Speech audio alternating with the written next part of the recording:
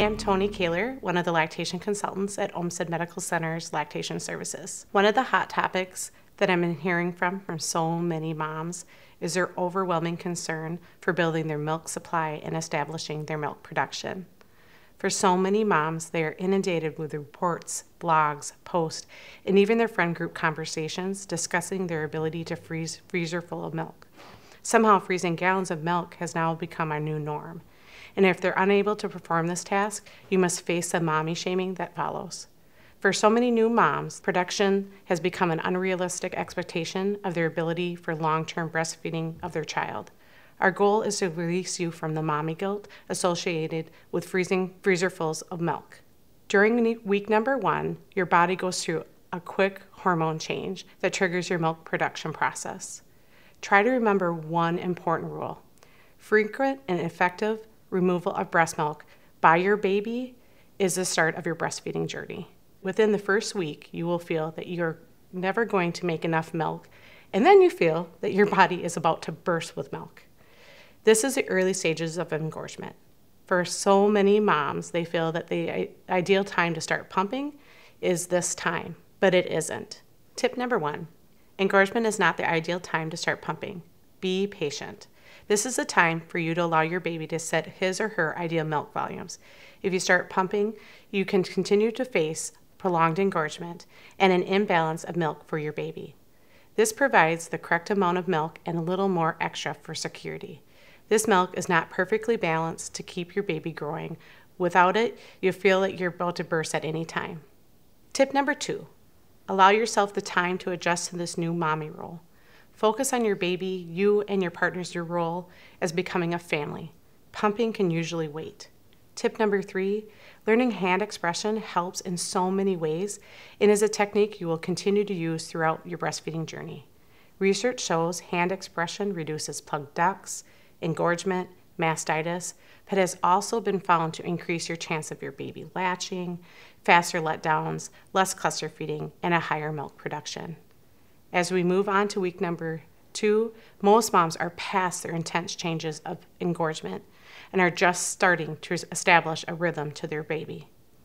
You have adjusted to the interrupted sleep, hopefully past those sore nipples and latching issues, and are finding your feeding patterns and rhythms. This too is a great time to focus on baby and you. Pumping only adds to these weekly challenges and changes. Allow your baby to feed as often as he or she cues. During this time, your milk supply is figuring out your baby's special needs and feeding patterns. It is setting the ideal milk volumes for now and in the future. Allow your body to feel and listen to your baby's needs. A pump is mechanical and can't produce the same special feeding patterns your baby can. If you're concerned about your growth, feeding, or milk production, contact a lactation consultant for further support and answers. You may even benefit from going into a one-on-one lactation appointment. After week 2, you have started to find your path and develop a system. Often moms are past a huge transition from pregnancy to mommy and can take on a new task. Pumping can be something you explore, but do not feel you have to start pumping so early to build that freezer supply. But if you'd like some flexibility, have a bottle for outings, or even a date night, pumping can provide you that flexibility. Here's some pumping guides. You have more milk early in the morning than you have any other time of the day. So many moms will free up some time in their morning routine to work towards storage and a bottle for the day. It's a great idea. You only need to pump for 15 minutes. Most moms will let down and release their milk within the first 10 to 15 minutes of pumping. But pumping for a full 15 minutes can release majority of milk and also stimulate you for a more robust supply. Be irregular. During the first few weeks of breastfeeding, you're going through rapid changes. Pumping on a regular and scheduled basis can be overwhelming and emotionally taxing. If you're not having feeding issues and your baby is growing, allow yourself time to enjoy your baby and time together. So many moms feel that they need to start pumping to build that massive freezer supply. This regular scheduled time limits your daily routines, determines your daily schedule, and causes so many moms to become pump dependent and tied down to their home. If you're pumping, be irregular. One day, pump in the morning, the next day in the afternoon. Then take a day off or even the weekend. Your supply will benefit for it. Your body will develop the ability of being prepared and ready at all times, ideal for the next step in your breastfeeding journey. Tip number 4, during this time, your body is on a supply and demand process. As baby latches and feeds and takes milk, your body is ready to supply and provide that baby with even more that the baby's asking for. If your baby has started a growth spurt and wants more, he or she changes the feeding patterns to produce more milk. This special system is a direct product of your relationship with your baby. Your body adjusts to your baby's unique needs, so just trust it. As you pump and you're sending a signal to your breast and your body to produce more milk. Our bodies were not built to feed a village or pump for a week and feed a baby for a lifetime. It's a gradual and ever-changing process. Start small and simple. At first, you will probably be able to pump in small amounts, and this will gradually increase as time goes on. Don't assume that what you are pumping is a gauge for your milk production. We know that so many moms really start stressing and feel the mommy guilt when they are preparing to return back to work.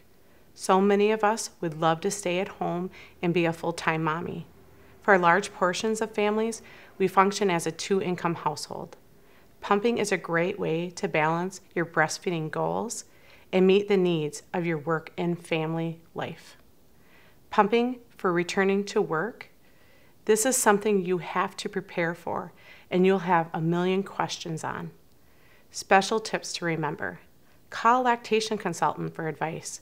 We can discuss with you your routine, your baby's feeding habits, work schedules, break time, changes you will experience, and how to problem solve them.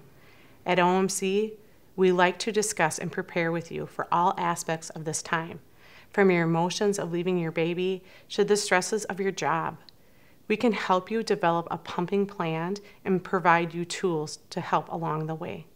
Start pumping 2 weeks before you return back to work. This will give you ample time to build a freezer supply. This supply is for the first few days and in the event that your supply decreases with returning back to work. You do not need a freezer full of milk. This is a myth.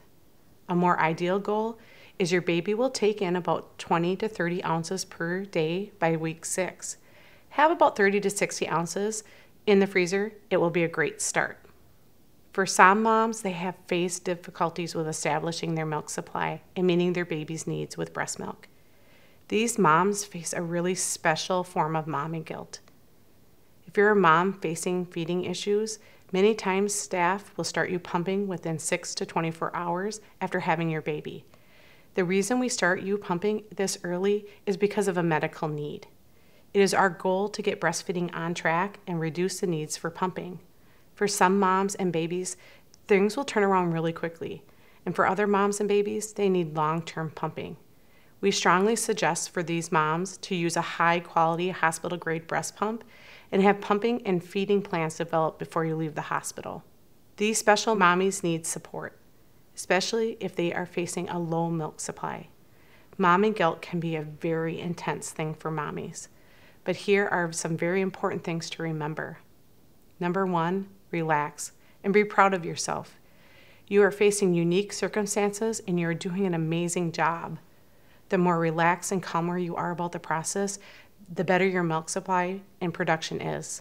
Stress and unrealistic expectations will only inhibit your body's ability to make milk. Any amount of milk is amazing. Even if you have to supplement your baby with donor milk or formula, you are still a breastfeeding mother.